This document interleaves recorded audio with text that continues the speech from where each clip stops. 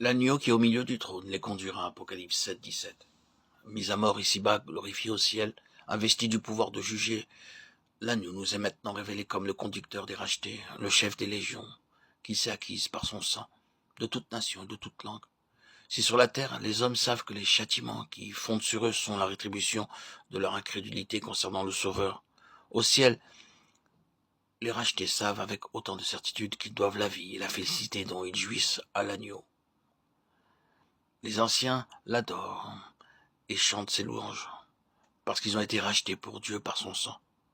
L'apôtre est mis en présence d'une grande multitude que personne ne peut compter de toute nation et langue, Apocalypse 7, 19, 17, qui se tient devant le trône de Dieu et le sert jour et nuit. Celui qui est assis sur le trône étend sur eux son tabernacle, c'est-à-dire qu'il les abrite de sa présence manifestée. Et qui sont-ils?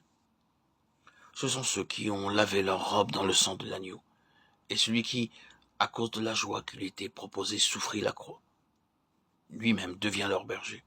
C'est lui dorénavant qui les conduit aux sources d'eau vive. Souffrance et douleur ont disparu à jamais. Dieu lui-même essuiera toute larme de leurs yeux. Au chapitre 14e, nous voyons encore l'agneau à la tête d'une compagnie dont le nombre est cette fois déterminé, Apocalypse 14, 14. Eux aussi ont été rachetés de la terre et suivent l'agneau quelque part qu'ils aillent. Ils feront la guerre à l'agneau, mais l'agneau les vaincra, Apocalypse 17, 14. Au fur et à mesure que les sceaux sont brisés, que les trompettes retentissent, une succession de jugements atteignent un monde qui se livre de plus en plus à l'iniquité, jusqu'à ce qu'enfin une voix retentisse dans le ciel, voix qui s'élève des quatre cornes de l'autel d'or et crie vengeance. Sous l'ancienne alliance, les cornes de cet autel recevant le sang des sacrifices offerts sur l'autel d'airain, ce sang était un appel à la grâce, à la miséricorde. Mais maintenant, devant le torrent d'iniquité qui déborde, la voix réclame le jugement, où nous pouvons voir que la terre a rejeté le moyen de grâce et de salut que Dieu lui offrait.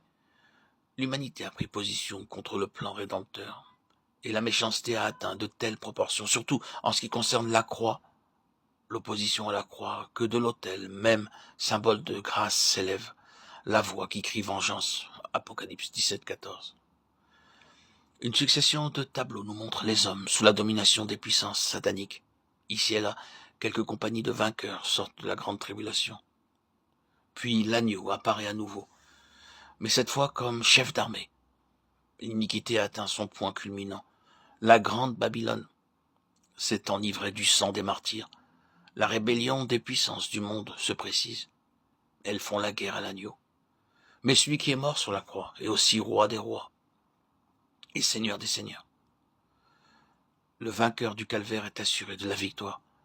Ceux qui le suivent dans cette rencontre sont les appelés, les élus, les fidèles.